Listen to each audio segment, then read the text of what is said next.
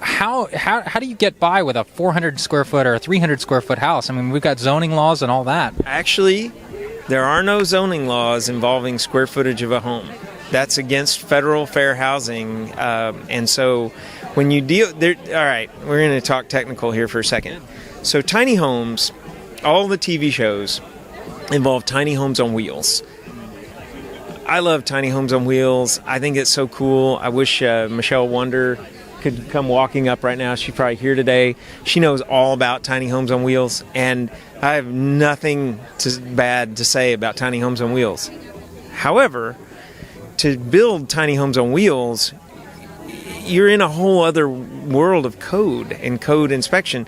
A tiny home on wheels now is a recreational vehicle by building code. And if you want it to be inspected, you've got to go become a certified licensed recreational vehicle manufacturer. To build a tiny home on wheels, you could also fall into the category of mobile home. Same thing. You've now got to go become a certified licensed mobile home manufacturer. Okay, these are built traditional construction.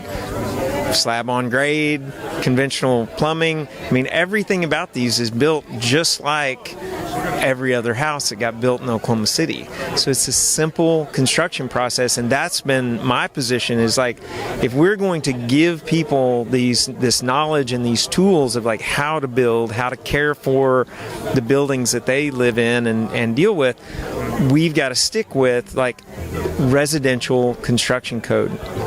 So the big thing that we have a huge opportunity here in Oklahoma City, and other cities have got ahead of this. Certainly Portland is working hard on accessory dwelling units, and other Canadian huge demand for senior citizens moving in with their kids and kids moving back in with their parents. We've got one neighborhood that we did the zoning on several years ago that allows for up to 50 accessory dwelling units built in the neighborhood.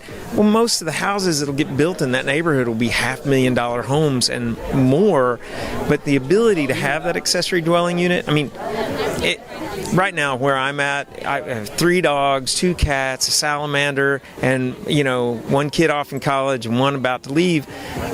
It'd be great to have a college kid, because we live in Norman, living in an accessory dwelling unit in my backyard that looked after the dogs and just, kept the UPS packages. The way we live today as Americans with our pets, I mean, the numbers are astounding. The current single-family detached, single-use makes no sense. So many of us work from home.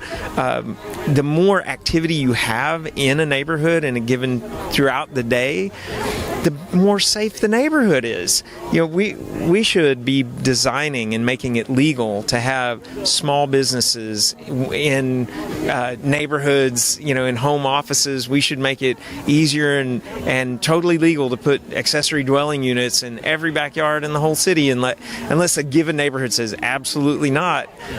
That's how we would begin to get new investment into parts of our city that, currently are lacking tremendous investment, and again, working at the scale of capital. There's no real living room space here. So if you want to have your friends over and watch a movie, the idea is then to have a community center that everybody can kind of be at. Sure. Could you comment a little bit on the community center concept? Have you been inside? Yeah, we looked through it. It's actually got great space inside. I think, the long shot is if you have a tiny community in a subdivision, the concern is always, well, what about the movie theater space, or what about, the game rooms and stuff, and to kind of centralize that in a community where I think the new push for at least millennials is they're always asking us as realtors to have, places they can walk to. Yeah. The plaza here in the Oklahoma City has been so popular, and the real estate so high on per square foot price because there's things to do within walking distance. That's right. So the concept that you're not doing everything in your house, that you're living and sleeping in your house and maybe cooking and then going out and spending your quality time with friends in a common area is more of a European concept, I would think. Well, absolutely. The city becomes your living room, if you will. And I think that we're seeing, the explosion of restaurants and, the food scene in Oklahoma City is awesome today. A lot of that's driven by exactly what you're talking about, that those become the amenities and the social gathering spaces. there's a whole generation of Americans who had their own bathroom and their own bedroom for sure, and also very often their own bathroom. And so this notion of like small living space, this is all I need, and then we go out into the world to be among community. Yeah, that certainly makes sense. Your comment though about density and traffic and accessory dwelling units, if I could come back to that for a second. So you didn't think about the Plaza District, and so it's on 16th. Well, if you go down to 14th or 15th or 13th, and you said, "Oh, let's buy this house that just came up for sale," and things aren't good on 13th. Like there's a whole, or maybe on 12th, there's still a lot of real estate that hasn't come back yet, so if we bought it and we went and said, "Well, let's put $100,000 into this, and let's go get a bank loan to, build this house up," and the banker comes out and looks around and goes, "Wait a second, there's not another house on the street that's had any reinvestment in it," and then look at the aerial photo. Those lots are 140 foot deep, 50 feet wide. There's a ton of room in the backyard, unutilized space. Very different than if you said, "Okay, I want to buy this house and I want to build an accessory dwelling unit in the backyard and put a renter in it, or I'm going to live in it while I fix up the other house," again using muscle and effort and sweat.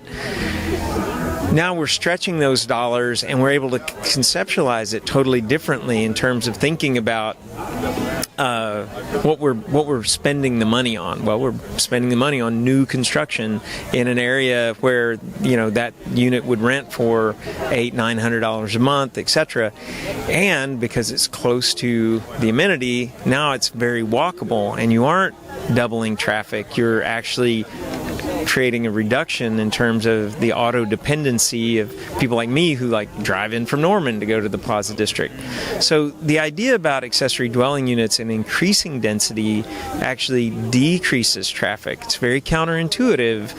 Now it totally decreases traffic. I mean, once we get some actual urban density and people living in concentration in a European idea, then we can actually start walking everywhere we go instead of always jumping in our car and then heading off. A lot of the millennials are ready to walk. They're ready to bike. They're ready to engage in their community. This concept of a big SUV and then commuting 25 minutes into the city is going away. No, we built the level building in Deep Deuce, and then the follow-up building. No, I didn't know that.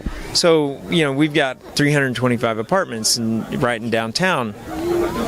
And our office is across the street above Anchor Down in the OKC shipping container development. Right, which is a very unique structure. Love to see that. It's really fun to office there and to look out our windows and just watch people walking and coming and going.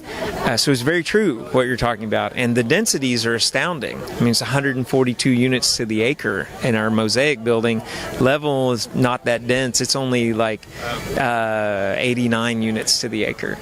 Whereas normal garden apartments are 16 to 24 units to the acre. We could do so much for Oklahoma City by making it legal to have accessory dwelling units. We'd have more people coming to visit our city. You'd see these things being used as in-law suites or retirement, and rather than have to go move mom or dad into a facility somewhere and just move them into the backyard, into the tiny home. Or it becomes a great Airbnb thing, or it becomes just an additional source of income. Thank you so much for spending time with us. For coming out. It's really appreciate you all being here and telling the story of Pivot and our tiny home village.